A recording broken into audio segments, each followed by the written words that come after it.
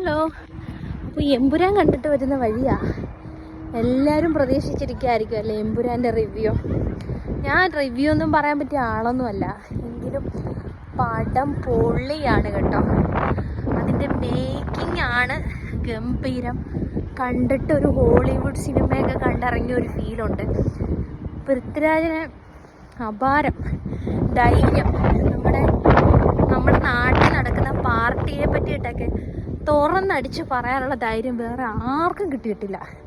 അത് നമ്മുടെ പൃഥ്വിരാജിന് കിട്ടിയിട്ടുള്ളൂ. മോഹൻലാലിൻ്റെ ആക്ടിങ് ആയിട്ടാ മതി, ഇനി പറയണ്ടല്ലോ. നമ്മുടെ മോഹൻലാലിന് വലിയ റോളില്ല എന്ന് തോന്നും ചില സമയത്ത്. ഏകദേശം 1 മണിക്കൂർ കഴിഞ്ഞാണ് മോഹൻലാലിൻ്റെ എൻട്രി. പൃഥ്വിരാജിൻ്റെ എൻട്രി 1.5 മണിക്കൂർ കഴിഞ്ഞാണ്. പിന്നൊരു സസ്പെൻസ് ഉണ്ട്, ഞാനത് പൊളിക്കുന്നില്ല. എൻഡിൽ ഒരാളെ ഇൻട്രൊഡ്യൂസ് ചെയ്യുന്നുണ്ട്, നമുക്ക് എല്ലാവർക്കും അറിയാവുന്ന ആളാണ്. പക്ഷേ ലൂസിഫർ 3 പൃഥ്വിരാജ് അയാളെ വെച്ചിട്ടായിരിക്കും പടം ഓടിക്കാൻ പോകുന്നത് എന്ന് തോന്നുന്നു. എന്തായാലും പൊളിപ്പടം. നമ്മുടെ ഗോഡ്സ് ഓൺ കൺട്രിയിൽ നടക്കുന്ന എല്ലാ കാര്യങ്ങളും ഒരുമാതിരി എല്ലാം വിളിച്ചു പറയുന്നുണ്ട്. ഒരു വീട്ടിലെത്തിയേ പറയാമേ. അപ്പോൾ ഇന്നലെ ഞങ്ങൾ ഇത് കൂട്ട് കാണാൻ പോയായിരുന്നു. എമ്പുരാൻ റിലീസിങ് ഡേറ്റിൽ തന്നെ കാണണമെന്ന് വലിയൊരു ആഗ്രഹമായിരുന്നു. പക്ഷേ കുട്ടികളെ കൊണ്ട് പോയപ്പം അവിടെ 15 റേറ്റഡ് മൂവി ആയതുകൊണ്ട് ഞാൻ അതിനെപ്പറ്റി ഒരു വീഡിയോ മുന്നേ ചെയ്തിട്ടുണ്ട്. കാരണം ഇവിടെ UK 15 റേറ്റഡ് മൂവിക്ക് കുട്ടികളെ കൊണ്ട് പോകാൻ പറ്റില്ല. 15A ആണെങ്കിൽ നമുക്ക് വിത്ത് പേരൻസിൻ്റെ കൂടെ നമുക്ക് കൊണ്ടുപോകാം അങ്ങനെ.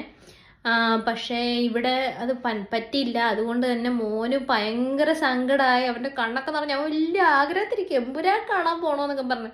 പക്ഷേ എന്ത് ചെയ്യാനാ, കുഴപ്പമില്ല. അവൻ്റെ എന്തോ മൈൻക്രാഫ്റ്റ് ഏതോ ഒരു മൂവി വരുന്നുണ്ട് കുട്ടികളുടെ, അത് കാണിക്കാമെന്ന് പറഞ്ഞ് കൊണ്ടുവന്നു. എനിമേ എന്തായാലും പക്ഷേ എമ്പുരാൻ കാണാതിരിക്കാൻ പറ്റുമോ? ഞാനും ചേട്ടനും കൂടെ കുട്ടികളെ സ്കൂളിൽ വിട്ടിട്ട് പോയി കണ്ടു. ചേട്ടൻ നേടെ പിള്ളേരെ വിളിക്കാൻ പോയിക്കോ.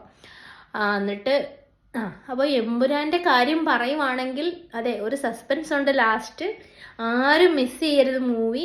നമ്മുടെ നാട്ടിൽ നടക്കുന്നതേയും പിന്നെ ബജ്രംഗി എന്ന് പറഞ്ഞ നമ്മുടെ ഒരു ഗുജറാത്തിലെ ഒരു കലാപകാരനെ ഒക്കെ അത് തുറന്നടിച്ച് അയാളുടെ മുഖം പുറത്തു കൊണ്ടുവരാനുള്ള ധൈര്യം നമ്മുടെ പൃഥ്വിക്കുണ്ട്, വേറെ ആർക്കും ഇല്ല.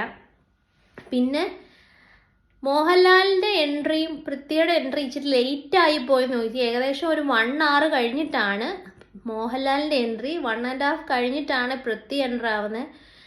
പക്ഷേ ഒരു ഇച്ചിരി കൂടെ മുന്നേ കൊണ്ടുവരാമെന്ന് തോന്നി. ഇച്ചിരി വലിച്ചു നീട്ട് പോലൊരു തോന്നലുണ്ടായി. പക്ഷെ ലൂസിഫർ ആദ്യം തൊട്ട് അവസാനം വരെ നല്ല കഥയായിരുന്നു. പക്ഷേ മോശമല്ല. എന്നെ പറയുന്ന ആ മൂവി മേക്കിംഗ് എന്ന് പറഞ്ഞാൽ ഒരു ഹോളിവുഡ് സ്റ്റൈലിലാണ് ഇത് മേക്ക് ചെയ്തേക്കുന്നത്. കോടികൾ മുടക്കിയെന്ന് പറഞ്ഞ് ചുമ്മാതല്ല, നല്ല അടിപൊളി, കണ്ടിരിക്കാൻ കൊള്ളാം. പിന്നെ ഓരോന്നും എടുത്തു പറയണ്ടേ. മഞ്ജു വാര്യർ നമുക്ക് വിട്ട് കളയാൻ പറ്റത്തില്ല. മഞ്ജു വാര്യരുടെ അഭിനയൊന്നും ഞാൻ പറയേണ്ട കാര്യമില്ലല്ലോ. അപ്പോൾ ആരും മൂവി മിസ് ചെയ്യരുത്. ഞാൻ വലിച്ചു നീട്ടുന്നില്ല.